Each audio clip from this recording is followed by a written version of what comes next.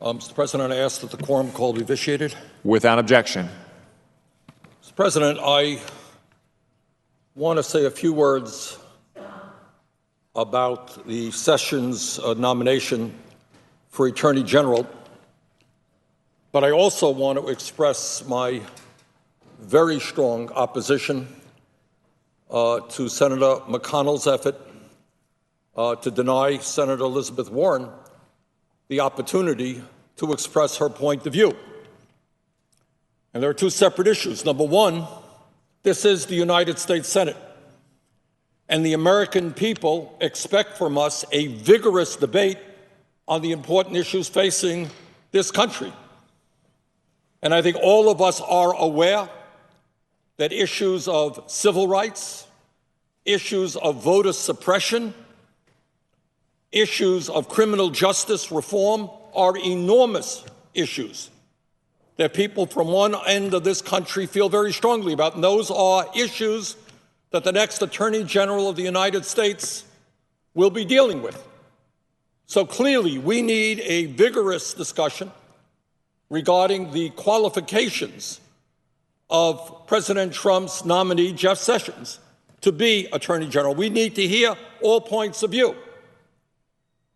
And the idea that a letter and a statement made by Coretta Scott King, the widow of Martin Luther King Jr., at the United States, a letter that she wrote, could not be presented and spoken about here on the floor of the Senate is, to me, incomprehensible.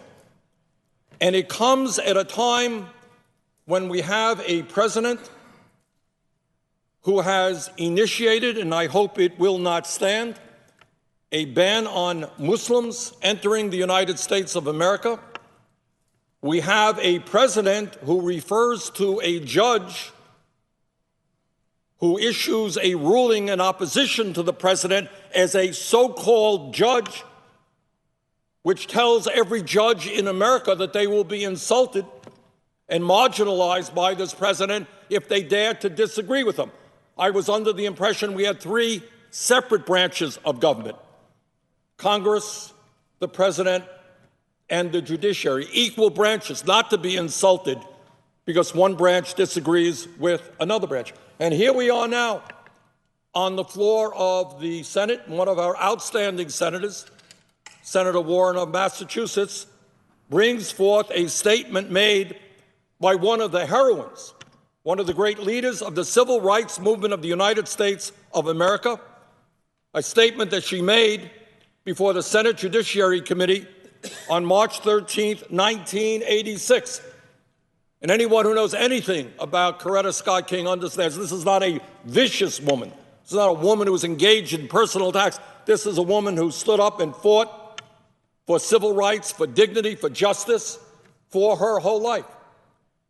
And yet, when Senator Warren read her statement, she was told that she could no longer participate in this debate over Senator Sessions' nomination, which I regard as an outrage. And I want the American people to make a decision of whether or not we should be able to look at Senator Sessions' record and hear from one of the heroines of the civil rights movement.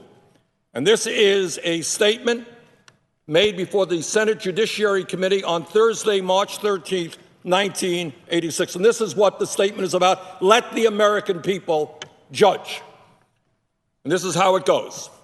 Mr. Chairman and members of the committee, this is from Coretta Scott King. Thank you for allowing me this opportunity to express my strong opposition to the nomination of Jefferson Sessions for federal district judgeship for the Southern District of Alabama. My longstanding commitment, which I shared with my husband Martin, to protect and enhance the rights of Black Americans, rights which include equal access to the democratic process, compels me to testify today. Civil rights leaders, including my husband and Albert Turner, have fought long and hard to achieve free and unfettered access to the ballot box. Mr. Sessions has used the awesome power of his office to chill the free exercise of the vote by black citizens in the district he now seeks to serve as a federal judge. This simply cannot be allowed to happen. Mr. Sessions' conduct as U.S. Attorney, from his politically motivated voting fraud prosecutions to his indifference toward criminal violations of civil rights laws, indicates that he lacks the temperament, fairness, and judgment to be a federal judge.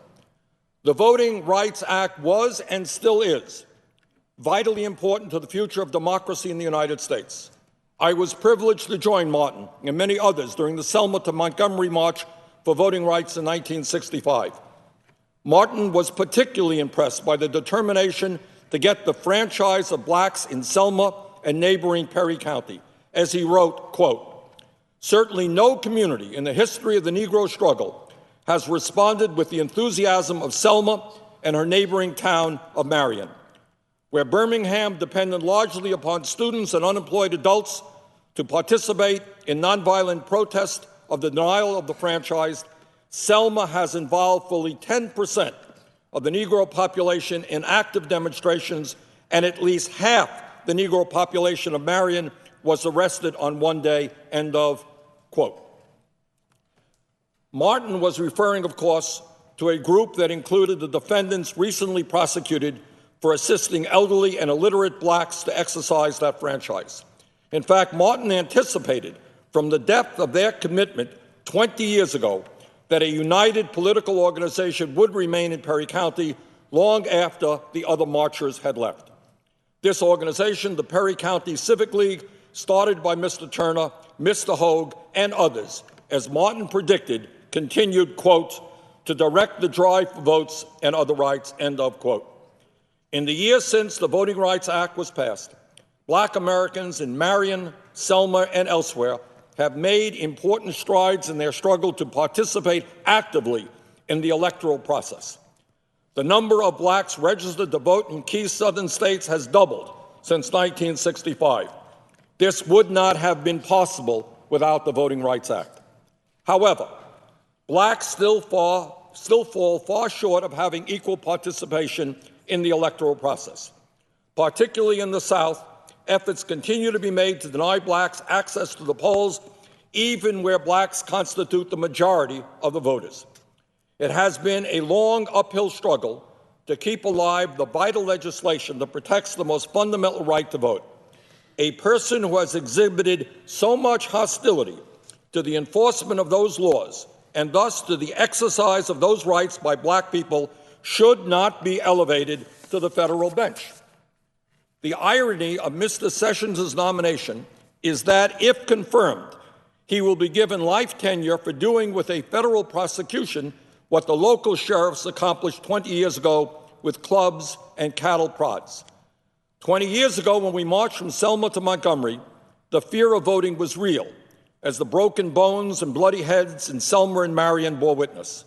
As my husband wrote at the time, quote, "It was not just a slick imagination that conjured up the vision of a public official sworn to uphold the law who forced an inhuman march upon hundreds of Negro children, who ordered the Reverend James Bevel to be chained to his sickbed, who clubbed a Negro woman registrant, and who callously inflicted repeated brutalities and indignities upon nonviolent Negroes peacefully petitioning for their constitutional rights to vote."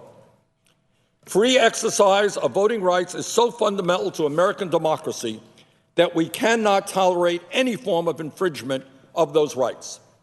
Of all the groups who have been disenfranchised in our nation's history, none has struggled longer or suffered more in the attempt to win the vote than black citizens. No group has had access to the ballot box denied so persistently and intently.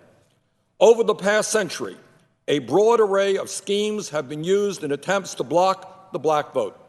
The range of techniques developed with the purpose of repressing black voting rights run the gamut from the straightforward application of brutality against black citizens who tried to vote to such legalized frauds as, quote, grandfather clause, end of quote, exclusions, and rigged literacy tests.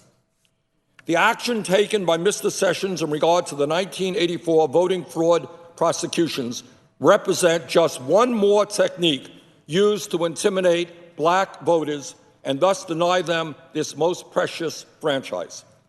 The investigations into the absentee voting process were conducted only in the black belt counties where blacks had finally achieved political power in the local government. Whites had been using the absentee process to their advantage for years without incident. Then, when blacks, realizing its strength, began to use it with success, criminal investigations were begun. In these investigations, Mr. Sessions, as U.S. Attorney, exhibited an eagerness to bring to trial and convict 3 leaders of the Perry County Civic League, including Albert Turner, despite evidence clearly demonstrating their innocence of any wrongdoing. Furthermore, in initiating the case, Mr. Sessions ignored allegations of similar behavior by whites, choosing instead to chill the exercise of the franchise by blacks by his misguided investigation. In fact, Mr. Sessions sought to punish older black civil rights activists, advisors, and colleagues of my husband who had been key figures in the civil rights movement in the 1960s. These were persons who, realizing the potential of the absentee vote among blacks, had learned to use the process within the bounds of legality and had taught others to do the same. The only sin they committed was being too successful in gaining votes. The scope and character of the investigations conducted by Mr. Sessions also warrant grave concern. Witnesses were selectively chosen in accordance with the favorability of their testimony to the government's case. Also, the prosecution illegally withheld from the defense critical statements made by witnesses. Witnesses who did testify were pressured and intimidated into submitting the quote-unquote correct testimony. Many elderly blacks were visited multiple times by the FBI, who then hauled them over 180 miles by bus to a grand jury in Mobile, where they could more easily have testified at a grand jury 20 miles away in Selma. These voters and others have announced they are now never going to vote again. I urge you to consider carefully Mr. Sessions' conduct in these matters. Such a review, I believe, raises serious questions about his commitment to the protection of the voting rights of all American citizens and consequently his fair and unbiased judgment regarding this fundamental right. When the circumstances and facts surrounding the indictments of Al Turner, his wife Evelyn, and Spencer Hogue are analyzed, it becomes clear that the motivation was political and the result frightening, the wide-scale chill of the exercise of the ballot for blacks who suffered so much to receive that right in the first place. Therefore, it is my strongly held view that the appointment of Jefferson Sessions to the federal bench would irreparably damage the work of my husband, Al Turner, and countless others who risked their lives and freedom over the past 20 years to ensure equal participation in our democratic system. The exercise of the franchise is an essential means by which our citizens ensure that those who are governing will be responsible. My husband called it the #1 civil right. The denial of access to the ballot box ultimately results in the denial of other fundamental rights. For it is only when the poor and disadvantaged are empowered that they are able to participate actively in the solutions to their own problems. We still have a long way to go before we can say that minorities no longer need to be concerned about discrimination at the polls. Blacks, Hispanics, Native Americans, and Asian Americans are grossly underrepresented at every level of government in America. If we are going to make our timeless dream of justice through democracy a reality, we must take every possible step to ensure that the spirit and intent of the Voting Rights Act of 1965 and the 15th Amendment of the Constitution is honored. The federal courts hold a unique position in our constitutional system, ensuring that minorities and other citizens without political power have a forum in which to vindicate their rights. Because of this unique role, it is essential that the people selected to be federal judges respect the basic tenets of our legal system, respect for individual rights, and a commitment to equal justice for all. The integrity of the courts, and thus the rights they protect, can only be maintained if citizens feel confident that those selected as federal judges will be able to judge with fairness others holding differing views. I do not believe Jefferson Sessions possesses the requisite requirement, competence, and sensitivity to the rights guaranteed by the federal civil rights laws to qualify for appointment to the federal district court. Based on his record, I believe his confirmation would have a devastating effect on not only the judicial system in Alabama, but also on the progress we have made everywhere toward fulfilling my husband's dream that he envisioned over 20 years ago. I therefore urge the Senate Judiciary Committee to deny his confirmation. I thank you for allowing me to share my views. That is the letter that Coretta Scott King, one of the great leaders of our civil rights movement, who along with her husband and many others finally managed to get past the Voting Rights Act of 1965. That's it. That is the letter that Senator Elizabeth Warren wanted to communicate to other members of the Senate as part of the discussion as to whether or not Jeff Sessions should become our next Attorney General. So let me say that I will vote against Jeff Sessions for a number of reasons, but the idea that in the United States Senate, the same exact letter that I just read and the American people have heard it, was there some kind of vicious personal attacks? This is a letter written by one of the leaders of the civil rights movement expressing strong concerns about Jeff Sessions before the Judiciary Committee in 1986, opposing his nomination to be a federal judge. And yet Elizabeth Warren, Senator Elizabeth Warren, one of our leading senators, was denied the right to read that letter to inform fellow senators and the American people.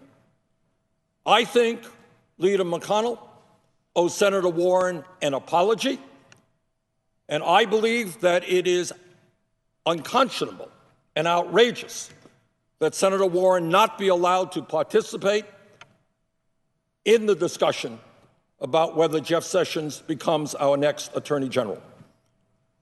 There is a great fear in this country right now, starting at the White House, where we have a president who has issued a ban on Muslim visitors coming into this country. There is a fear that we have a president who, when he denigrates a judge as a so-called judge, because this judge issued an opinion in disagreement with the president, that we are moving in a direction which is un-American, which is moving us toward an authoritarian society. We pride ourselves as a nation because when we have differences of opinion, we debate those differences. We tolerate differences of opinion. That's what democracy is about in our country. That's what freedom of speech is about. And that is what debate is about here in the United States Senate. So I'm going to vote against Jeff Sessions to become our next Attorney General, but I am even more alarmed about the decision of the majority leader here in the Senate to deny one of our leading senators the right to voice her opinion, the right to put into the congressional record what I have just said. And if Mr. McConnell or anybody else wants to deny me the right to debate Jeff Sessions' qualifications, go for it. But I'm here. I will participate in debate. I will oppose Jeff Sessions. And I think Senator Warren is owed an apology.